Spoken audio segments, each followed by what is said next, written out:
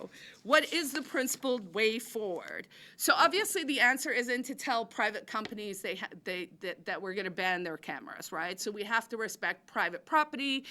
Private property is the solution to many, many problems. So what we have to address is like this out of control big bro part of this, right? So if you're in this paradox where we're fighting government cameras,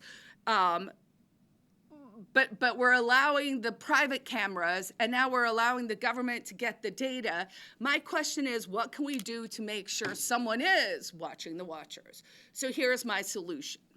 What if for every query put in by a state agency or law enforcement officer or police department, so every state-initiated query automatically, at the cost of Flock and every other company that is surveilling us, has to put whatever was asked for in a public ledger, a public, searchable, auditable, transparent, open database that anyone in public can search. So how does that solve for problems? That actually creates a real incentive for the government only to be doing real police work, because honestly, here's what we discovered. The first cases are all things of cops stalking their exes, lunatics like figuring out, the person they want to dox or swat. It's not really being used for a lot of serious police work. So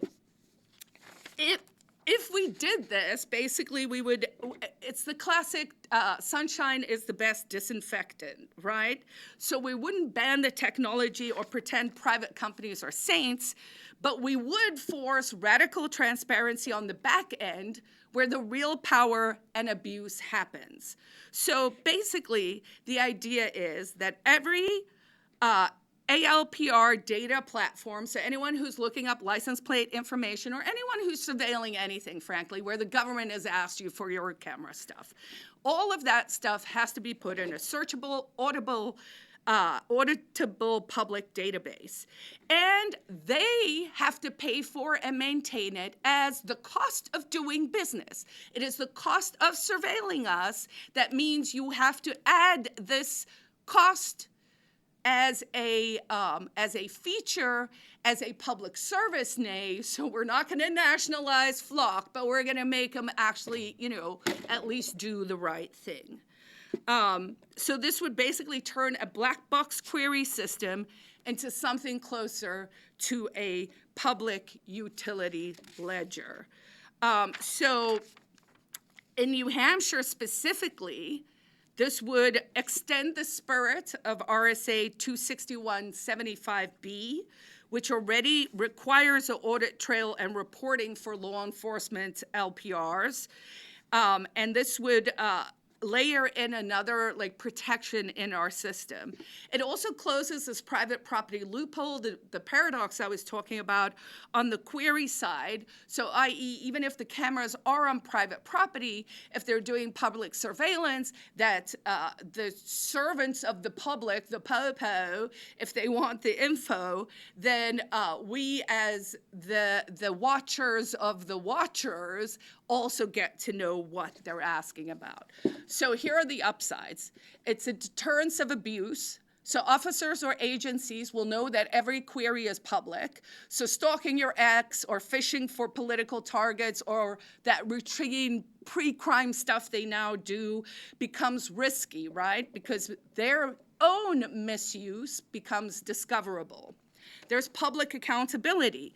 Journalists, activists, defense attorneys, and citizens can all audit the patterns. So we could ask questions like, why did this department query 10,000 plates last year where the only reason was investigation, right? That is not a reasonably articulable suspicion, right? So then we would get data on the data. So we would create, dare I say, mega transparency, right? So we can finally see how much of Flock's million investigations helped is real policing, right? Because they're using all this language to say safety, safety, safety, while sort of not talking about the big bro part, right? So we can test for casual overreach. There will be cost internalization.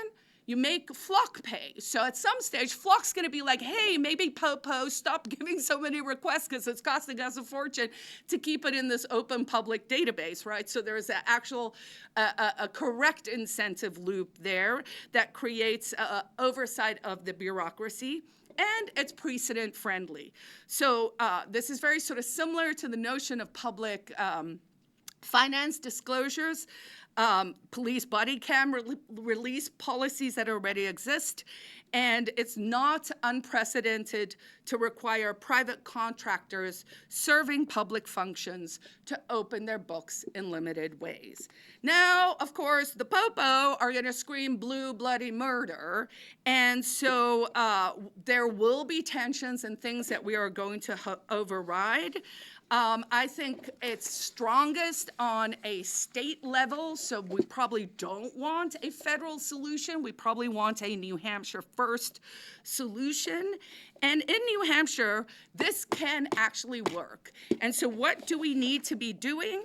We need to start filing more 91A requests. We need to get a group of people together. Maybe this is the mission for this year, is to figure out how to ensure that if we are enabling private surveillance in the state of New Hampshire, that we as the citizens of this state, and we as individuals, and we as self-owned humans who own our own likeness and who have a right not to be constantly surveilled as some product, that we get a say in how this data and information is going to be used.